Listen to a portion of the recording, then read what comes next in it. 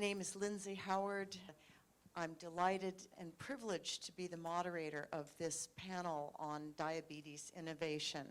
Before I introduce our distinguished panelists, I would like to answer a question, which is, I am a geopolitical strategist.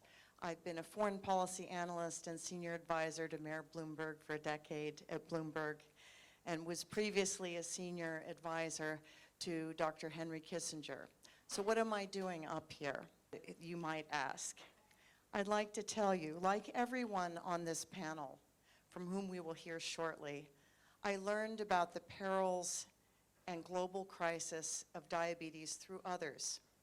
Despite science and technology breakthroughs, GLP weight loss innovations, and greater understanding worldwide of the power of diet, diabetes numbers are exploding nationally and globally and shattering lives and livelihoods. In my case, 3 people turned my head and attention on the curse and potential cures for diabetes and the sometimes terrifying consequences of not acting early for lives, livelihoods, and the quality of life for millions of people. Mayor Bloomberg, as many of you know, has been an agent of change for planetary health, but he is also a passionate and fierce advocate for public health and helping humans to live longer, healthier lives as the best way he can improve life on the planet. In 2016, nearly at the same time that he joined the Paris Climate Accords, he also became a World Health Organization global ambassador for non-communicable diseases, an almost unpronounceable word, an acronym, NCDs, namely the diseases that are often invisible killers, like diabetes, cardiovascular disease, cancer, and a few other invisible killers. These NCDs account for 3/4 of the deaths globally. And in fact, we now know that most COVID deaths were caused by underlying conditions of different NCDs, including diabetes. Mayor Bloomberg has, since 2017, partnered with the World Health Organization to build solution sets and awareness, and has used a network some of you may have heard of called the Cities, Global Cities Project. So it's 70 global cities and their mayors who take these issues on, try to communicate them better to the public. So that's a 300 million audience, but it's a small drop in a very large bucket on diabetes. The second person who turned my head was Arianna Huffington, who during a dinner for women CEOs started to tell us about the numbers. This was about 5 years ago. She told us some stories, about why she switched from her first business, which she founded at 50, to a second business, which she founded at age 70, called Thrive, about health and wellness, and was prioritizing diabetes. Well, it turns out that there are 150 to 160,000 amputations in the United States alone due to type 2 diabetes.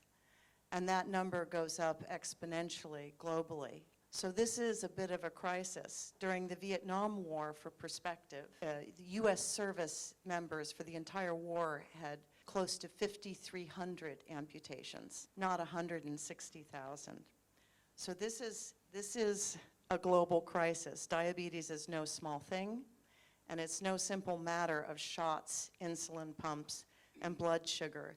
It is a dangerous disease that can imperil and permanently incapacitate lives. So before I ask tougher questions to my panelists, I'd like to ask each of them to give us a little more background about their journey and how they became involved in efforts to lift the diabetes curse and to find cures. Thank you, Lindsay. It's a great pleasure and honor having you here. So the reasons why we're doing the work we're doing in the Silverstein Dream Foundation are deeply personal. Not only my husband and my father-in-law had suffered from asthma for a long period of time, And thanks to an institution in Denver, the National Jewish Health, they were able to get treated and have a normal life. But mostly my younger sister, about 4 years ago, at the age of 27, who was diagnosed at the age of 6 with type 1 diabetes, was suffering all complications at once, including kidney failure. And that moment, and I went into the research of the best doctors and scientists in the country because conventional medicine was not able to save her life. And luckily we found a visionary doctor at the Diabetes Research Institute Foundation who created a treatment that was never done in humans in the US before with mesenchymal cell therapy, a therapeutic treatment that we were able to get FDA approval for an emergency pilot trial. And she received that treatment followed by a double transplant that have saved her life over a period of 3 years undergoing through this condition. Today, almost 3 years later, she's a young woman with 35 years old, full of life, without any of the mentioned conditions, not type 1, no kidney disease, no retinopathy, no neuropathy, and she has a full life in front of her.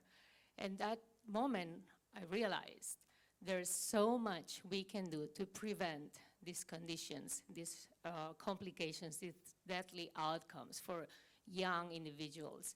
And if one person was able to be safe with resources and science, how come there are not more solutions for others? And that's the creation of the Silverstein Dream Foundation, a platform that supports diabetes prevention programs because it's a preventable disease with nutrition education protocols and follow-on coaching treatments and investing in early-stage technology companies for diabetes.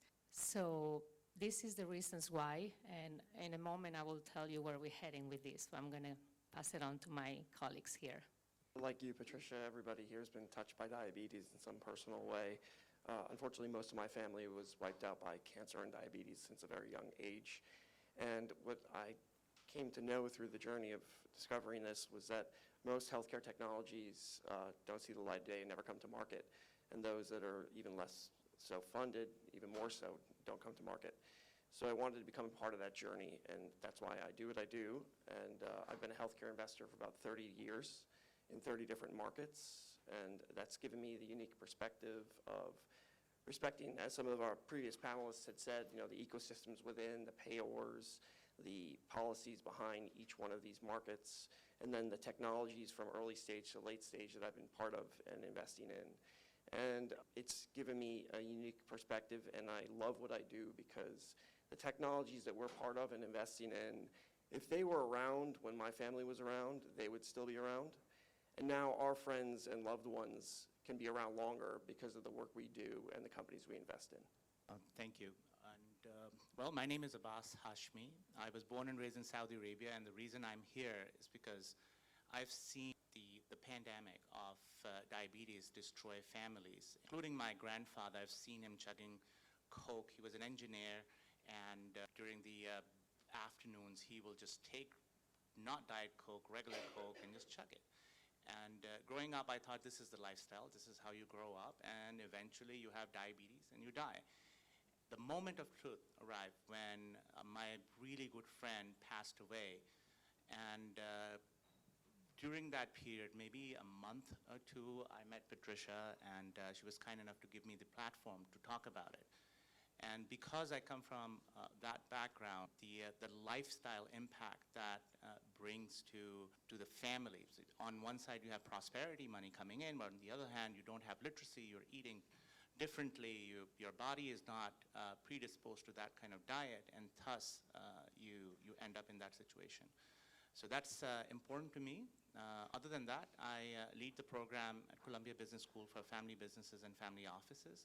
And I run a small little investment firm in Riyadh and in New York. We invest primarily in real estate, but hopefully now we'll start to look into any technology that is associated with diabetes. Hi everyone, I'm Dr. Jeff Hawkins, and I have a company called Diabetes Reversal Group, and we have the distinction of having the only patented system in the world that reverses type 2 diabetes.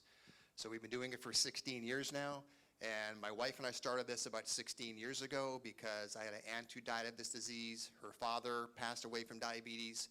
And 16 years ago when we started this, there was no program somebody could join that showed people exactly what they should eat and not eat, what supplements to take, what exercise to do, and provide coaching and training to hold them accountable to actually reverse this disease. And so we started it. And it's been 16 years. And back in 2020, we were doing a clinic model where we had 17 brick and mortar clinics open with leases signed on 13 more locations, and then COVID hit. And so we were forced to shut all those clinics down because we weren't considered essential, if you can believe that. Liquor stores essential, reversing diabetes not so much. So that basically almost took us out. And so in the midst of that despair of the COVID, we got our patent approval. After 3.5 years of waiting, we got patent approval September 2020. And that's why a lot of you have not heard about us, even though we do have the only solution patented in the world to reverse type 2, is because of post-COVID. So now we've converted to a telemedicine company, and we're coming out of that right now. So even though we kind of have a startup feel to us, even though we've been in this space for 16 years now and have the only solution. And so now we've converted to telemedicine. We are expanding rapidly.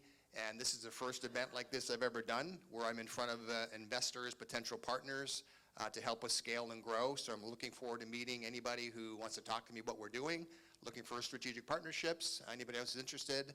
And yeah, so this is a personal mission for my wife and I. And our daughter works for our company too, and now it's just a matter of putting gas on the fire and getting this in front of as many diabetics worldwide as we can, because again, this disease is no joke. We saw it firsthand with 2 family members, like other people did, and we have the solution, so it's very exciting. So glad to be here.